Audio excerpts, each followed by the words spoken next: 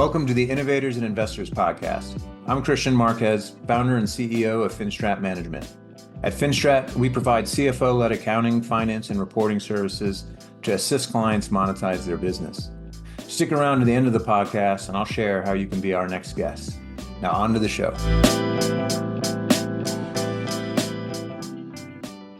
Hello, and welcome to another episode of the Innovators and Investors Podcast. I'm your host, Kristian Marquez, founder and CEO of Finstrat Management. Really excited because with us today we have Matt Smith, principal of Colorado-based Kickstart. Matt, welcome to the podcast. Thanks for having me. Man, excited to chat. This is fun. Good stuff. So why don't we start with Kickstart? Would love to know the fund's investment thesis. Yeah. So Kickstart, I'll give you a little bit of even background of the fund. So Kickstart was started in 2008, one of the first seed funds outside of the coasts. And, but kind of always with the thesis of investing in the Wild West, kind of the best entrepreneurs in the mountain states. So the firm was and is headquartered actually in Salt Lake City, but we just opened a second Denver office, which I'm kind of helping to lead with one of our other partners, Dalton Wright. But ever since 2008, it's kind of been this thesis that there's a more capital efficient, scrappy, kind of differently built entrepreneur between Phoenix and Bozeman, Salt Lake and Denver, kind of in that corridor. And so we invest kind of early stage for us would be a check of $500,000 in a pre-seed round. And I would say kind of an upper bounds of our investment into a pre-seed would be $3.5 million or so. But yeah, I would say relatively generalist, because we are geographically focused, that kind of narrows the aperture of what we're looking at. And then from there, we're just looking for venture scale. We talk about dragons a lot at Kickstart. For us, a dragon's a 100xer, and we like to say dragons eat unicorns. And so, yeah, that's kind of we can probably get into that more, but we have a lot of kind of imagery and branding around dragons. It's something that we like to talk about a lot. Awesome. No, I love it. And, one of the things you remind me of, and I think this is really valuable for the founders in our audience is, you have clients, investors of your own, LPs, who you're responsible for generating a return for. And, sometimes it's intuitive, sometimes it's not. I think it's just great to call out the fact that you're conscious of, not only identifying great founders, but ones who have a potential to create a return for the capital that you guys are deploying.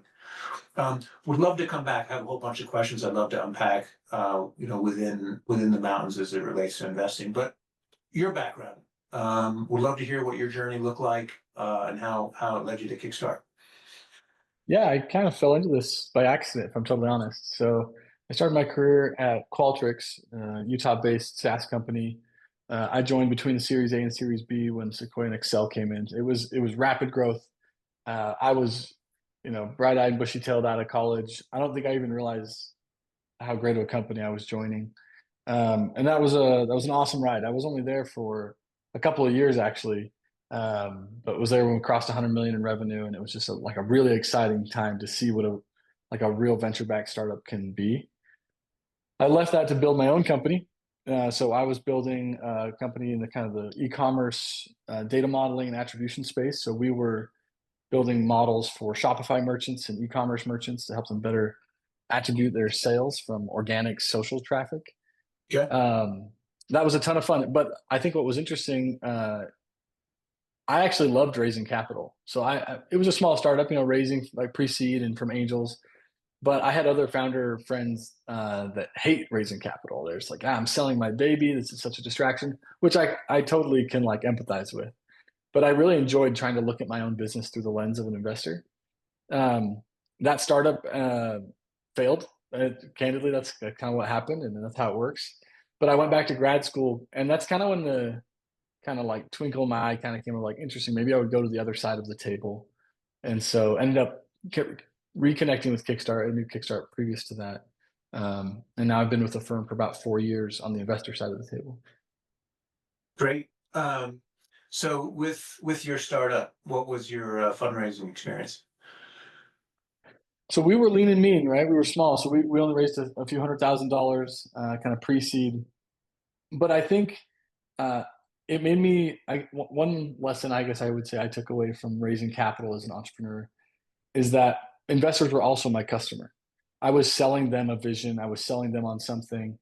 And candidly, I didn't understand the customer needs. Prior, at Qualtrics, I was in a sales role. I learned to listen. I learned to understand the customer need, go through kind of, a process to make sure that my solution selling, that what I had and what Qualtrics was selling matched what the customer needed to do. Um, and as an entrepreneur, I just kind of had this kind of ignorance, I guess, like, oh, you're an investor, you have money, I should be a fit, right? Yes. But naturally, yeah, of course. And so I just really learned to like be kind of fascinated with the different kind of investment models, how an angel looks at investment versus maybe a family office versus like a traditional fund, how fund size and fund dynamics and how like bandwidth of partners and board capacity to be on the board of a company is also a major selling point of what some investors are looking for and some are not looking for expressively. It was just kind of a world I just wasn't exposed to as an entrepreneur and that I kind of learned to enjoy. And I felt like once I started to understand the business model of VCs and other investors, I could sell the vision better, right? I could actually know what they were looking for, or I could move along and say, hey, you know what, you're probably not a fit for what I'm trying to build here. And so in the 4 years that you've been at Kickstart, have you seen any maturation amongst founders in the early stage ecosystem where maybe they have a better appreciation that not all investors are the same? Yeah, definitely. I mean, repeat entrepreneurs know that game, right? They've learned that, I think, through raising capital and through building relationships with investors. And so you can pretty quickly see an entrepreneur who gets the game and kind of understands our business model. Um, would I say I've seen like a maturation of founders that understand that? I don't know. I find myself kind of more and more one of the biggest reasons why we pass on investing in a company is because it doesn't fit our model. And so I feel like I'm kind of over and over explaining our model as No. a way to like show founders like this actually isn't. I get it. Like I had investors tell me no. Like it hurts. It sucks. I get that. Um, but so much of the reason why frequently why we say no is not something personal. It's because it doesn't fit the model that we're trying to do. Yeah, I mean, I think that's brilliant insight. Again, for the founders in the audience, it's a numbers game to a degree. And absolutely won't get discouraged if it's initially not a match. Yeah. Fortunately, there's over 2,000 funds in Totally. the country, and so persistence and determination are definitely valuable in that regard. All right, so now 4 years at Kickstart, focus on the mountain.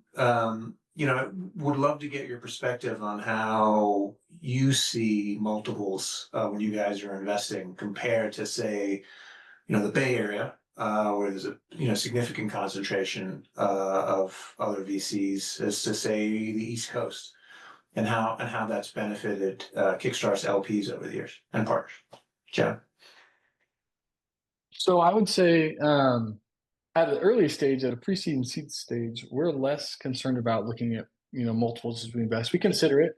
It is more of a function of ownership, right? We're looking to get for our fund. We're looking to get somewhere from 10 to 15% ownership into a company. We're looking to invest somewhere from 500K to 3.5 million. So like the algebra comes pretty simple of what we're going to kind of value a company at because we're the stage we're coming in. We're talking early pilot revenue, maybe 500K in revenue, approaching 1 million in revenue, but like still very very early. And so to give a multiple on revenue or something would be pretty punitive to these entrepreneurs.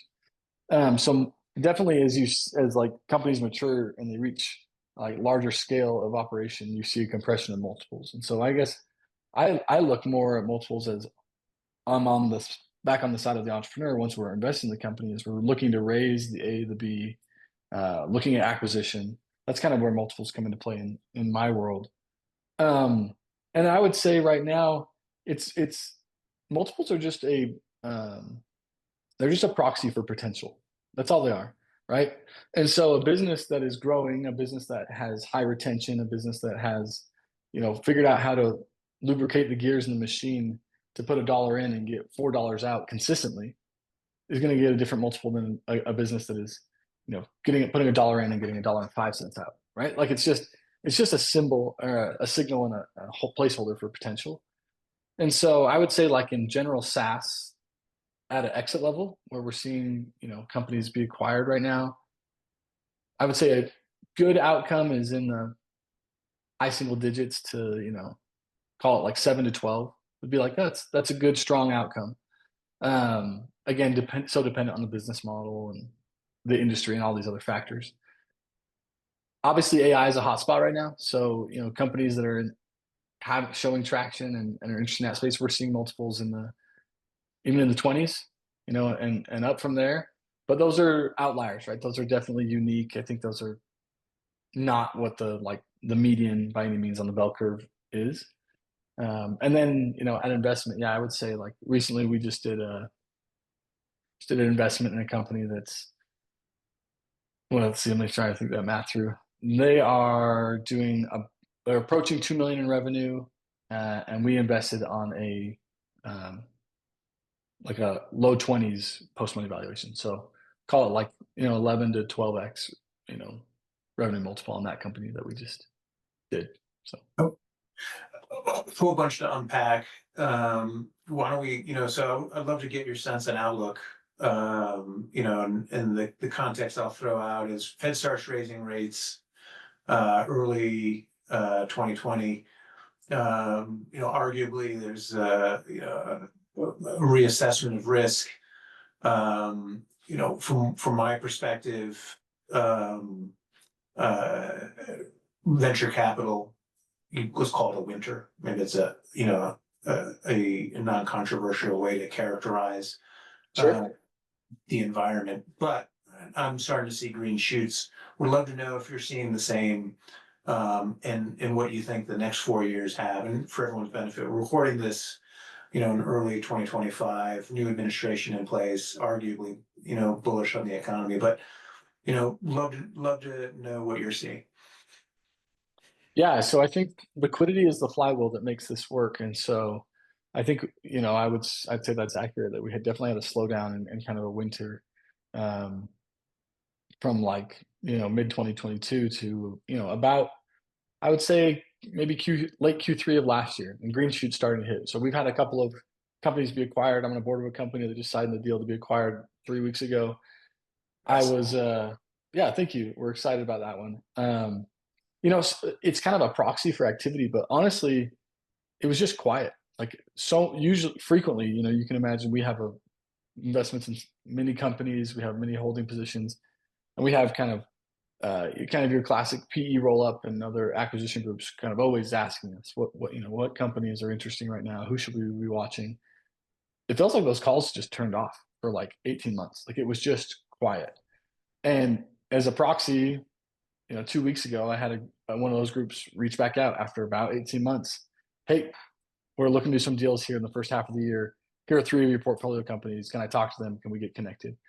They're in exploratory mode. Like, are they going to make a deal or not? Like, who knows? But the activity is coming back. So I think I'm feeling the same thing. I'm feeling bullish. I'm seeing green shoots. And I think there was a lot of people that raised when, it was the right time to raise. They raised right before the slowdown. And a lot of them got disciplined and just held onto their capital. Not all of them, but some of them got disciplined. And now they're saying, okay, we're able to see kind of like this uptick. We think we're kind of starting to rebound. Let's make some acquisitions before there's a full return to multiples and we can't get like the pricing arbitrage that we want. So I think it's coming back, but I do think that over the next, call it 2 years, I don't know if I have a crystal ball good enough to look out 4 years, but call it over the next 2 years, I see a return to kind of normal. I wouldn't say like back to like some type of peak, but I see a return to kind of equilibrium, I think. Okay. You mentioned AI. To what degree is that acting like a tailwind, and also how are you guys subsequently factoring it into your investment decisions? Yeah, it's really interesting. I think if you think of like the classic kind of innovator's dilemma, bottom up disruption model of like startups coming in and having some room to grow before they feel competition. I feel like those feedback cycles are speeding up, excuse me. Maybe before you had 4 or 5 years to go out and build a moat. And in a weird way, it's shorting those cycles are getting tight. Like there's a company that I invested in last summer, and we knew that it would be more of a land grab, kind of a race type of opportunity for the company. I think they had 2 or 3 formidable competitors when we made the investment. We picked this team because we liked them. We liked some signs of what they were building. But in 7 months, we were just walking through this as a board. There's probably like 15 or so competitors suddenly, right? Because AI is helping startups build so much quicker. It's turning into like these cycles of innovation and disruption are so much faster. So candidly, as an investor, it gives us a little bit of pause. We've seen several really interesting startups that get to revenue quickly, but having seen this pattern now where you're saying, okay, well, maybe the bar is going up. Maybe it's easier to get, out of the gate into 500K. So does our bar go up, and do we need to be looking for companies that can cross a million, 1.5 million? I don't know, candidly, on that. Like that's still kind of a thesis and a lens that I'm looking through. But it feels like AI is raising the bar on an early stage startup, on what they can do, what they can accomplish. And so it's making us be very selective in the investments we make, because in 3 months we might be disrupted by something new. And so I'm out of curiosity, then, do you have any sense, and I get that it's still early innings, but do you see pre-seed deals taking place a little bit later now? Or do you feel like, right now, no, it's Kickstart that's being a little bit more, what's a good word? Not conservative, but cautious. Hmm. I think I'm seeing the deals take longer, and I think it's just because we've had this slowdown, and there hasn't been like a wave of funds that have raised again. The funds that do have capital just have the time to watch a little bit longer, and so it's more of a slight de-risking of engaging with the company, tracking them for 3 months, for 4 months before like making an investment, versus in 21, you meet a company, you need to make a decision in the next 14 days, or you're not going to get a chance to invest in this company. And so like I think that could be seen as discouraging to founders, but at the same time, like taking 2 to 4 months to raise a round of funding is not crazy. It's not like abnormal, right? And so I think kind of to my earlier point, I just think I see us returning to a bit of returning to a normal state. Like for context, I'm looking at this right now. In the last 12 months, we have done 13 new investments, and call it like 8 follow-on investments, 9 follow-on investments, I guess, in portfolio companies. So like still actively deploying capital. Right. But just having a little bit of extra time to be selective in the bets that we make. Yeah, I'd argue that benefits the founders as well. Um, you know, in an environment where capital is really loose, I mean, it's going to get misallocated at times. And so I think this, forces founders to be a lot more deliberate of how they think they're running their business, knowing that they have to be able to, show staying power. Especially in the world, you're right. I'm seeing a lot of the same things. This amount of program or companies that are selling similar software solutions popping up everywhere. Mm-hmm. So I heard revenue, I heard product. When you guys are looking at companies for the first time, what other criteria do you use to make a decision? I mean, obviously, team's got to it's got to be ahead of product and even revenue.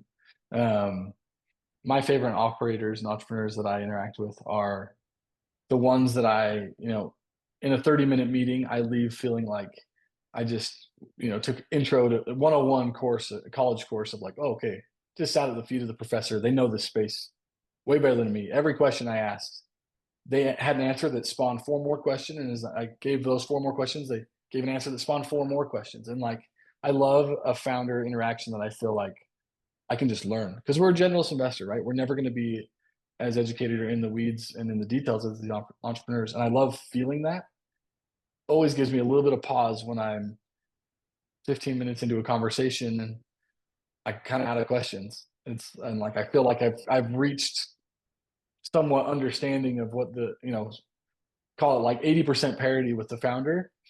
I'm a little bit like nervous that we've got the right, jockey to come chase this. I love interacting with the founders that just know everything about their market and their space. I also love founders. This seems like obvious, but entrepreneurs are the biggest shareholders of the company. And I love it when I can see that behavior in an entrepreneur. They're acting like the biggest shareholder.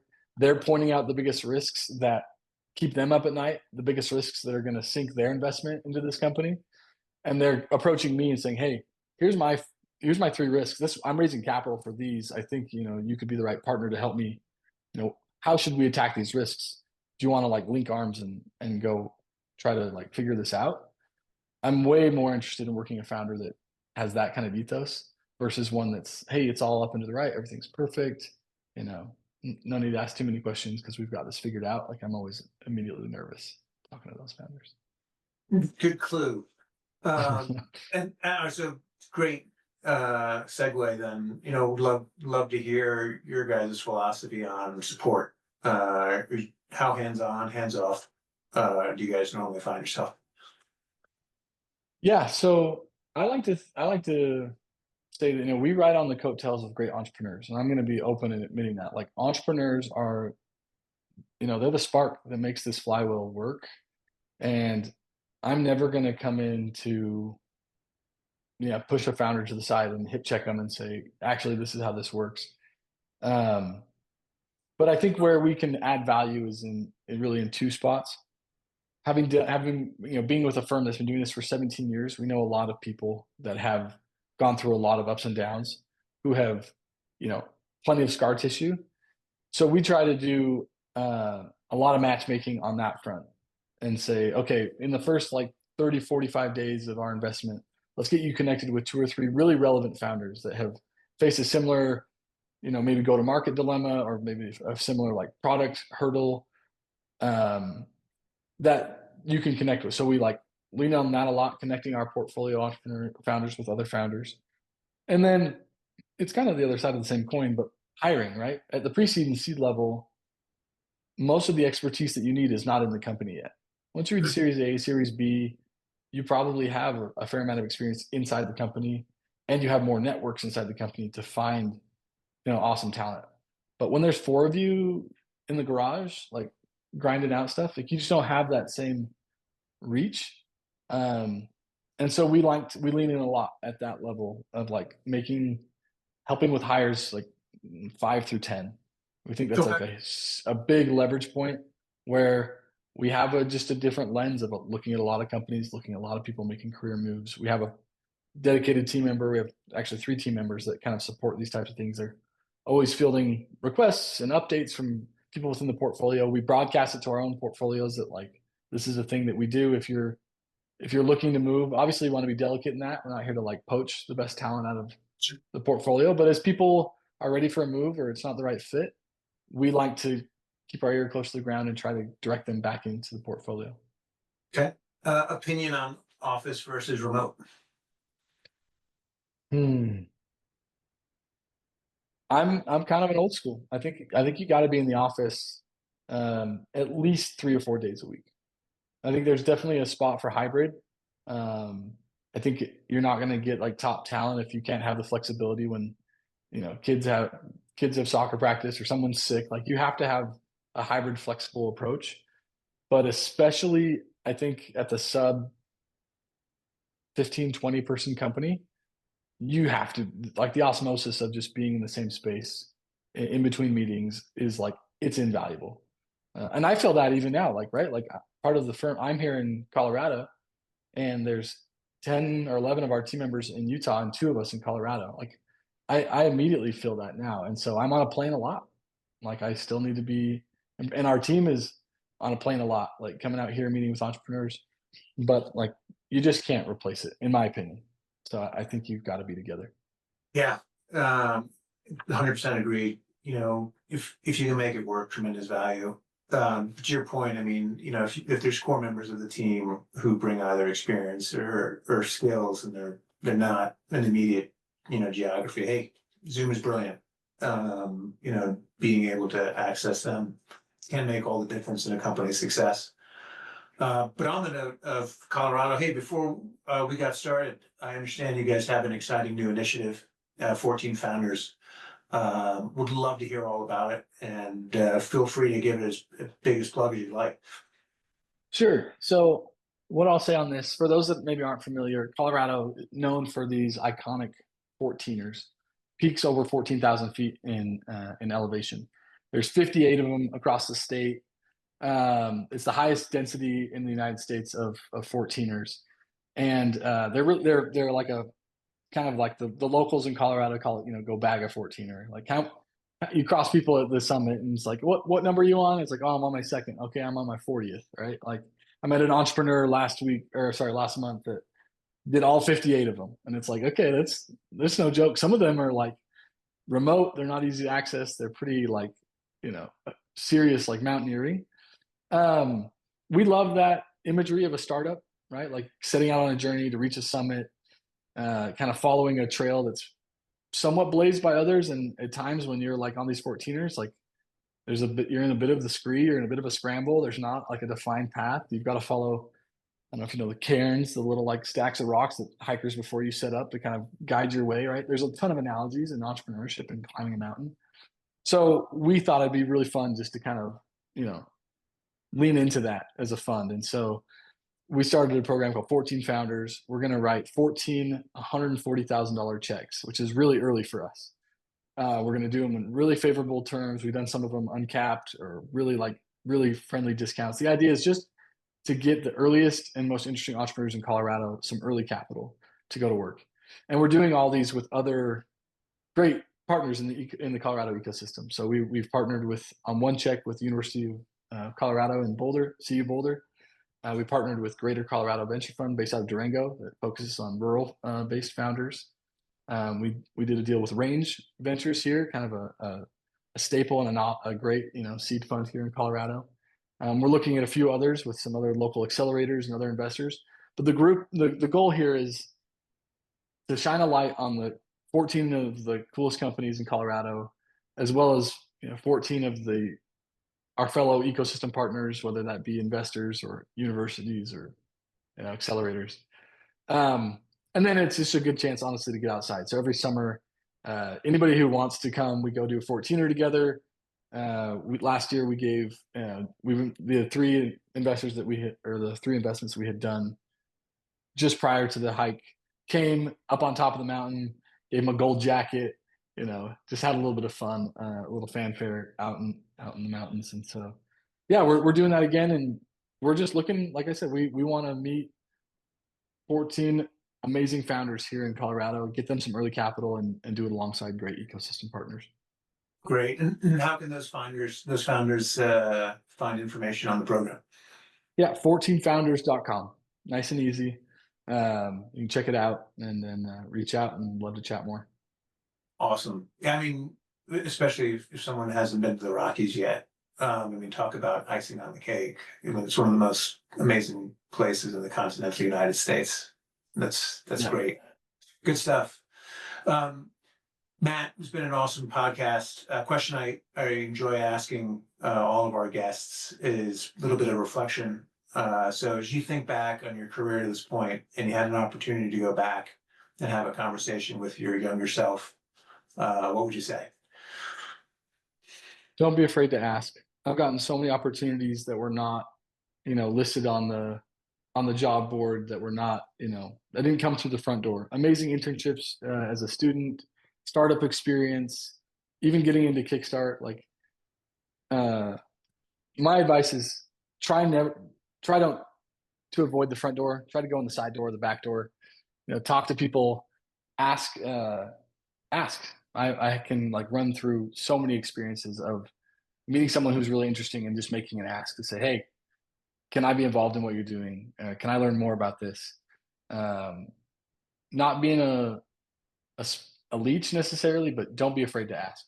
The worst thing that can happen is people say no. As an entrepreneur, you're always asking for capital. You're asking people to, give up their cushy job to come do startup life and grind with you. Like, you can't be afraid to ask.